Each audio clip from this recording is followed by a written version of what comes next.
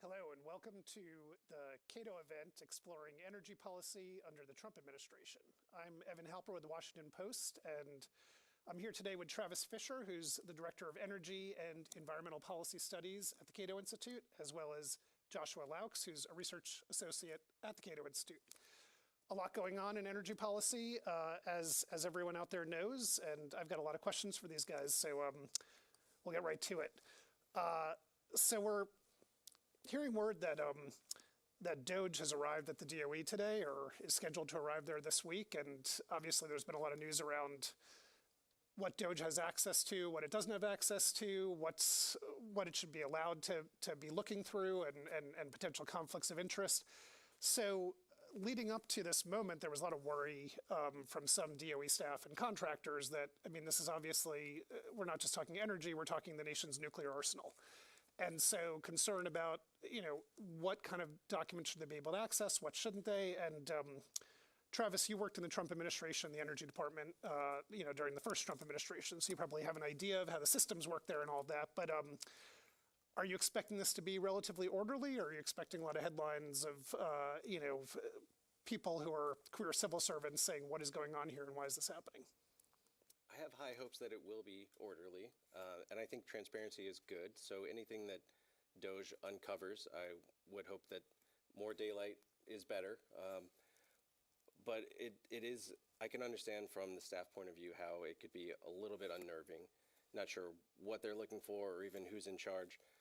So these are, uncertain times. But I think the overarching goal, I mean, I think everybody wants the government to be more efficient, and I think we can all agree that there are some inefficiencies in government. So I would hope that the staff would cooperate to the extent that they feel is appropriate. But at the same time, I do understand how folks would say, like, look, I've heard the counterpoints. The team wasn't an elected part of the government. But I think what they're going for is laudable, and I support them in the effort. So we'll see where it goes. I would urge some caution in terms of criticizing what they're doing. Let's see what they actually do, and we'll address it when we find out exactly what's going on. But yeah, I think they just landed. It sounds like maybe yesterday. So we'll see what happens. So, these concerns about nuclear secrets, and is that stuff siloed, or are we looking at a potential universe where a 29-year-old contractor can come in and suddenly be looking at things, no one else in the country is allowed to see? So, a couple things here. First, I would be shocked if the DOGE team were prioritizing the National Nuclear Security Administration, the NNSA, is something like 40% of the DOE's budget. That's probably a dated figure, but it's a large portion of the DOE's budget. I would be shocked, as part of the Trump team on the first round was we really did not focus on the NNSA. That was not, a key area for reform. Now, that's not to say there aren't inefficiencies that could be identified, but I don't think that would be a top priority or a big concern. The other thing is we do require security clearance. So at the DOE, it's usually a Q clearance. To access any of the classified materials, you would need that clearance. I don't know if anybody on the DOGE team has that clearance, but there are protocols in place to protect against this kind of stuff, the concerns that people are expressing. So that's not to say that I know for sure that everything is kosher, because I'm not there.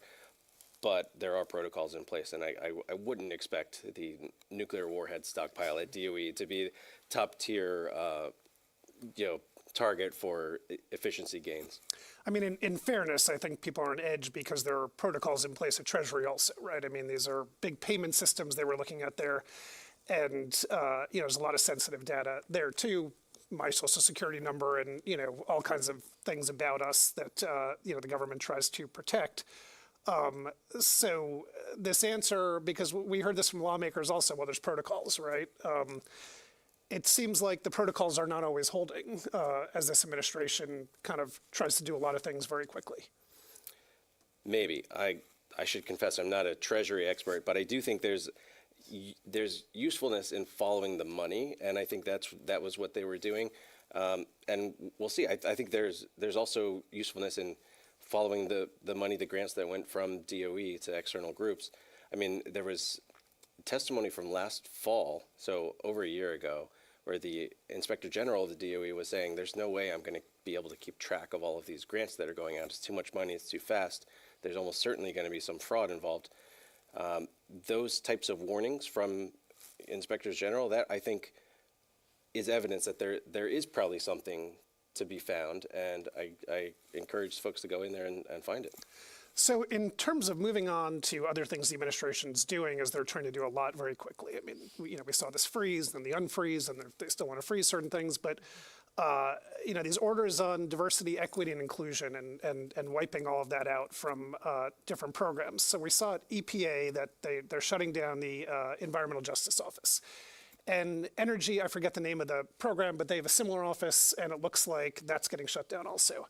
I mean, I guess if you're looking at this from a free market perspective, those offices are sort of, a layer of bureaucracy that maybe doesn't serve a useful purpose. But I would ask, if you lose those offices, and you're talking about, fence line communities, when we build big infrastructure, and we're about to build a lot of it, how does the market protect those places from bearing the brunt of, worse air, of just having an unfair burden placed on them by this build-out we're doing when you're shutting down all of these offices? So the main thing I would point to is, to the extent that these offices were stood up without clear statutory authority, I think that's where, if we wanted durability in that type of office, or we wanted stability within an agency for like a DEI office, let's put that in statute. Let's pass it in a bipartisan bill. I think in a lot of these cases, it was not done that way. It was done just through pure executive action, so it can be undone in the same way. But I think a lot of the fundamental protections are actually in old statutes. I mean, so we have the Clean Air Act, we have the Clean Water Act. Those are not going away.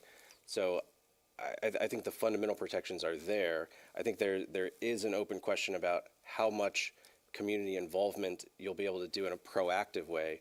And this is big when it comes to building any sort of infrastructure, whether it's a transmission line or a natural gas pipeline.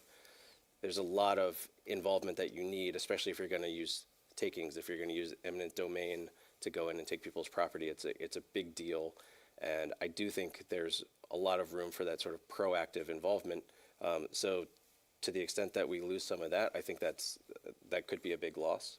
I'm not sure, though. I'm not sure that that's what those offices were doing. So that's, there's, I think for all of these things where there's an open question about the need for an office, I think asking those questions is fine. Of course, the immediate shutdown before finding the details and asking the questions can be problematic. But I think it's well worth our time to reevaluate all of these things. So I should add, I learned about the office at the Department of Energy because I was looking at a letter that several senators wrote this morning or yesterday, and they shared it with the press this morning about to Chris Wright, the Energy Secretary, saying, this Environmental Justice Office, you need to keep this open. And they were citing statute and saying it was created by statute and Congress created it. So, I think there's going to be a lot of litigation, right, to figure out what actually was in statute and what's legal and what you can shut down and what you can't. But along those lines, how do you feel about this push for buyouts of federal employees? It seems like a Cato position that you want to pare down the federal workforce, that it's too big.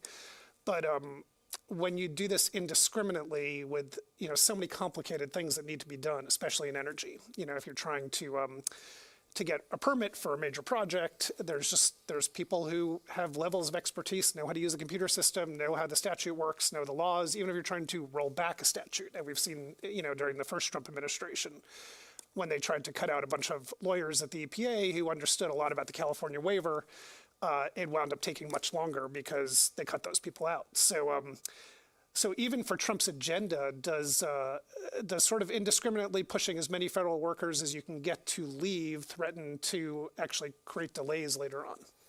It could, and I should start by saying I know a lot of people who received that email, the fork in the road email that is now infamous, and I feel for them because that can be very unsettling. One thing I will say though is it seemed like a decent deal. I've encouraged some friends, like, hey, just go on Trump's sabbatical. He'll pay for 7 months of leave. So the question of whether you're going to lose talent, especially if they feel undervalued, there is significant talent in the federal workforce, and the people who feel undervalued are probably going to leave. And that could present problems, especially when it comes to the staff that are needed for coming up with environmental impact statements, that kind of thing. It's hard work. So I would expect some degree of brain drain. But on the flip side, if you kept everybody in the federal workforce, then really no efficiency gains there. And I think we can all agree, especially the folks who have worked in these agencies, it's not the case that everybody is grinding it out. There are, of course, superstars in agencies that you don't want to lose. But there's also the other end of the spectrum where I'm sure there are some folks who could and should be doing something different. You think those are the people who are going to take this, or are we going to see the people who actually need to be there and are running these systems taking it? This is one of those grand experiments that because it's never really been done, so we'll see.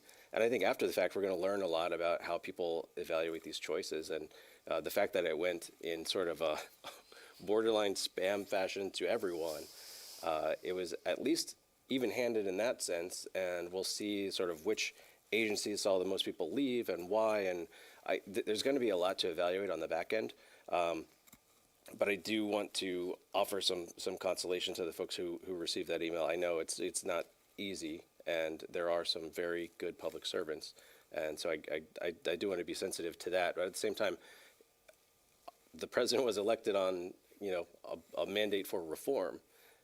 He wasn't elected on a status quo basis, so we have to respect that as well. So doing so many of these things, because there are real questions about whether everything that's happening right now is legal, and it seems like even within the administration they may be aware that some of this may not be legal, but like there was a quote in the Post from a Georgetown law professor I thought was astute, and it said basically that they're doing so many things, they're just assume that the system can't handle responding to all of them, right? And so some of them are just going to happen. I mean, how many lawsuits can you file? Do you agree with that? Do you expect some of this is ultimately going to be illegal and is sort of creating that kind of chaos? Is it an appropriate way to govern? So, shocker, I'm going to say we should definitely follow the law. But, yeah, I mean, I think a flood the zone approach is, it could be impactful. I mean, one thing that, immediately came to mind when you were talking about that, this is essentially I don't want to go into whataboutism, but this is how a lot of us felt about the way the Biden era rules were being made, was that we'll just do everything all the time as far as we can push it, and only mildly connected to the statute. That, I think, it's interesting to watch people be uncomfortable with that on the other side now, because I've been so uncomfortable with it for the past 4 years. So it is kind of like that's, what I hear from a lot of folks, I don't necessarily agree with this. It's like, well, this is the game now, They had it for 4 years, or they were pushing as far as they could. We have it for 4 years. The thing that I always come back to is, look, all of these actions are executive branch actions. There's way too much executive branch involvement, way too much authority vested in the executive branch, especially in the chief executive.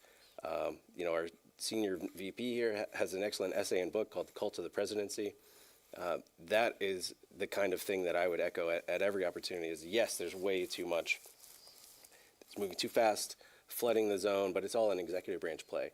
So to the extent that we can limit the executive authority, I think you get less of this sort of whiplash and uncertainty every 4 years. Yeah, and I should point people who are watching to the blog post you wrote recently about exactly this, where you said you had some serious reservations and the sort of risk of repeating, as you put it, some of the same presidential overreach. Very, very different policies, but the idea that, okay, we have the White House now, and we're just going to write these rules the way we want them, and even if you are sympathetic towards some of the rules, you express some real concerns about that. I want to bring Joshua into the conversation here. So the Congress is trying to get a bill together right now to